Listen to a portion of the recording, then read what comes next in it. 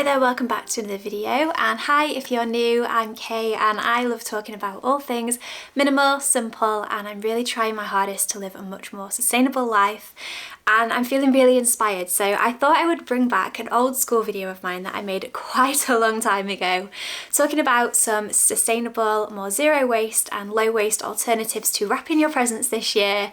Something that I truly love is making things beautiful, and I take so much joy in gift giving and just presenting people with beautiful gifts. I'm such a visual person, it feels natural to me to just make something just as beautiful as I can possibly make it. But this year I really want to do that in a much more sustainable fashion, so I've collected all sorts of bits and bobs over the last few weeks, and I'm hoping that I'm getting this video out early enough to inspire any of you who want to do the same.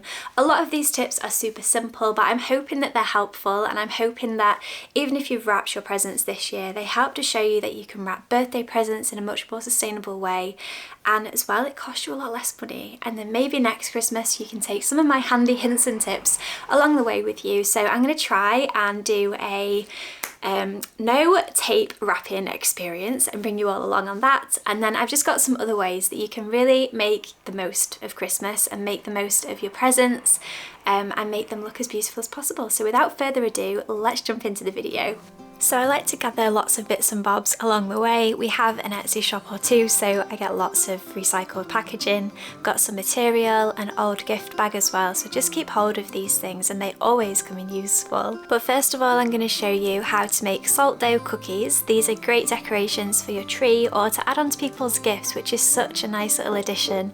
I'll leave the recipe down below, but I have to admit I had a lot of trouble with the recipe and it didn't quite go to plan, so I had to add a lot more flour than what it said, but you might try it and have a different experience. It was so simple, just water, flour and sugar, and you just mix it all together. So it said to form it into a ball, but mine was more like a soup, so as you can see I just popped in a little bit more flour and mixed it until it did form sort of like a cookie dough consistency, which was so fun to do, and I was so sad that I couldn't eat these in the end. I found the easiest way was to roll it into a ball and then just go at it with the rolling pin, making it into a flat, even surface so that I could use my cookie cutters. I got these last year, I think, from B&M or Home Bargains, but you can get them all over the place and they are always handy. You can use them year in, year out. So I just did lots of different shapes. A trick for cookies, no matter what they are, is to give them a shake because it helps to kind of loosen them up around the edge and makes them easier to peel out after. I highly recommend doing this even if you're not going to give them away to people, because it's so fun, and if you have children it's such a great, just a fun activity to do no matter what, and the fact you can use them for years to come just makes it so much more special.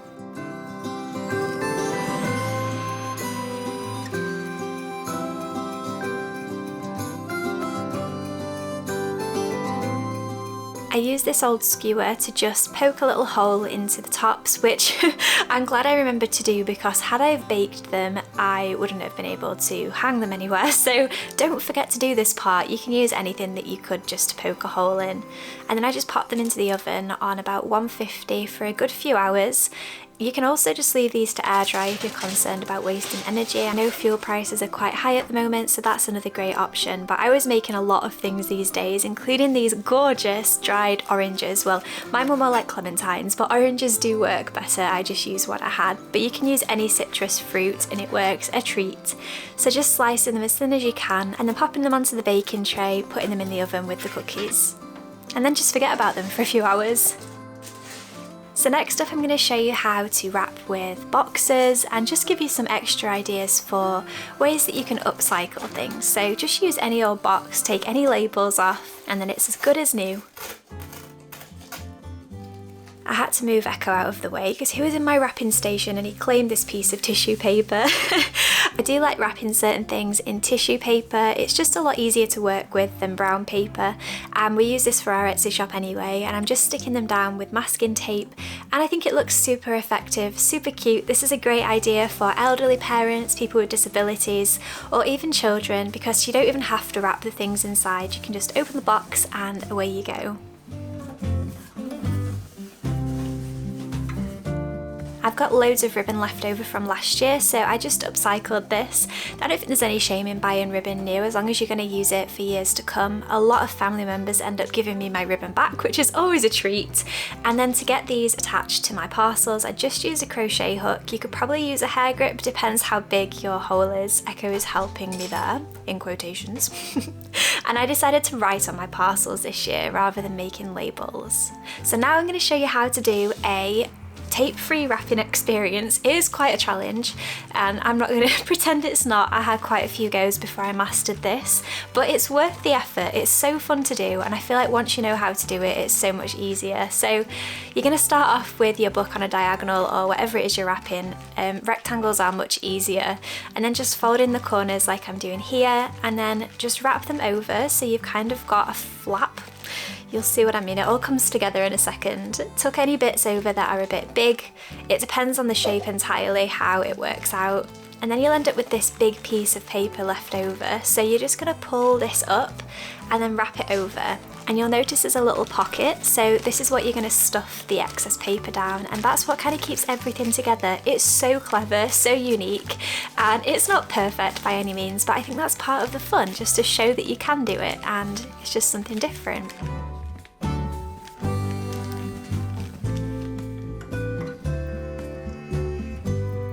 And then I'm just going to upcycle here, so I've got some cuttings off the back of my Christmas tree, which you can go outside into nature, but I just decided to use what I had here. I think these look super cute and special. And then I've got my bits and bobs that I dried from the other day, and they looked so cute and so good. I was super happy with how they turned out. And then just using some twine here that we use to wrap our Etsy orders with. Any natural material is good, anything that's going to biodegrade, so you've got cotton, you've got hemp, there's twine, anything you can find really. And then just have fun, play around, try attaching different things in different ways and just see how it goes for you. But this is part of the process that I just thoroughly enjoy, and you get so good at tying bows by the end too. I love how rustic this is. I think this is my fave. And then I'm just showing again how you can do this with a different shape. So again, it's not anything complicated. This is just more of a square book. So just popping it into the center on a diagonal, making sure the paper covers all of the book, and then you're going to fold in those edges just to make it so that it comes across straight.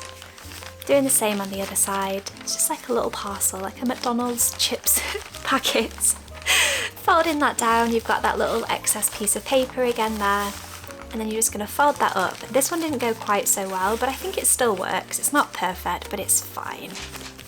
And then just showing you again a different way that's less faffy of how you can just wrap without using tape at all. So just doing a present the normal way you would wrap any old present, just folding in the corners, folding the edges. The only thing about this brown paper is it's a lot more stiff than normal paper, so it can put up quite a fight, but it's worth the fight, I feel like. Then I'm just folding those corners over. It looks really neat, and then just flipping her over, and I'm gonna put some ribbon on to just make sure this stays put.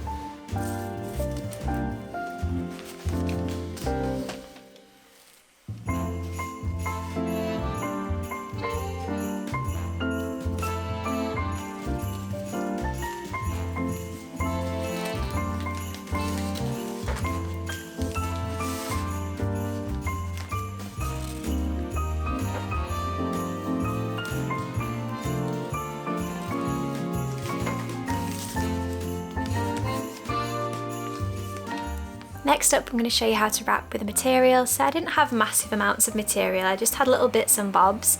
So I'm just going to wrap this little box here. So all you do is get the material, put it onto an angle again, wrap the material over one side and then over the other side, tucking in any excess. Bring up the two sides, just roll them together and then make them into little, I call them bunny rabbit ears. It's super simple, there are so many ways to do this, but this is the way I find easiest. The same applies for wrapping bottles and things like that. If you've got a big enough piece of material, you can wrap anything.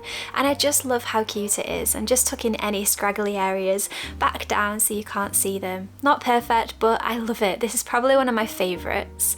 And then again, just showing you a different way that you can wrap with material, because I feel like there are so many ways and it's so fun just to try. And once you start on this adventure, oh, the possibilities, they just open themselves up. So I like a neat edge, so I just tuck in the excess. So I just fold over twice And because this is just a small flat book, it's super easy. And then just going to flip that over like I did before and tie some ribbon on just to keep it all down and safe, tidy and neat. This is great for children, I feel like, because there's no tape involved and it's super fun, you know, something different. It's got a nice texture and I loved these colours together. It looked beautiful.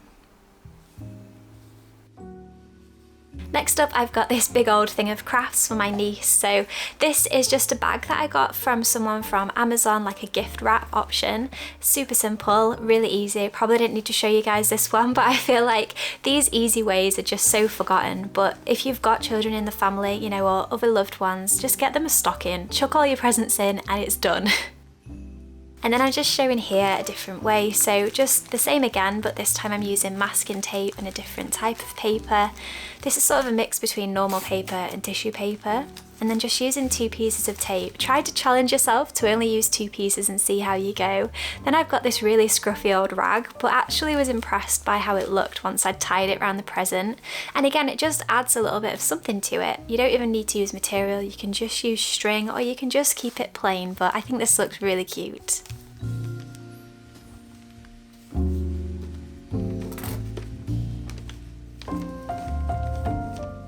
I like to do quite a mixture of different types because it keeps me engaged, it keeps me having fun, and I like to just see which ones I prefer. But I like the simple one, you know, the simple cotton with the brown paper. And this is a hamper that I use for my nana year in, year out. It's a bit battered, worse for wear, but it's fine and it does the job. So I just put all the bits inside, pop the lid on, and she's good. This is me upcycling a box that I got recently. I thought it was the perfect box for just putting bits and bobs in, but it's got a massive logo on. So I got this old card and just opened her up, chopped the front off, and then I'm just going to stick that on over the top of the name. People will realise that this is an upcycled box, but what does it matter? Because it's still going to do the job and maybe they can use it too. I thought this would be a really fun one for children. You know, the younger children where they can just open the lid themselves and get their presents out. So much fun, and it looks so cute in the end. And there we are. I've got all my bits and bobs ready to go and feeling super inspired, super motivated, and I hope this has helped you. So I really hope that you found this helpful. I hope it's inspired you and shown you different ways that you can wrap that still look beautiful, still look pretty. They might not be the conventional way to wrap presents, but they are so good, and the reception you'll get from them will always be good. People are always so in awe and so amazed when presents look beautiful or they're wrapped in brown paper packaging, tied up with tweed.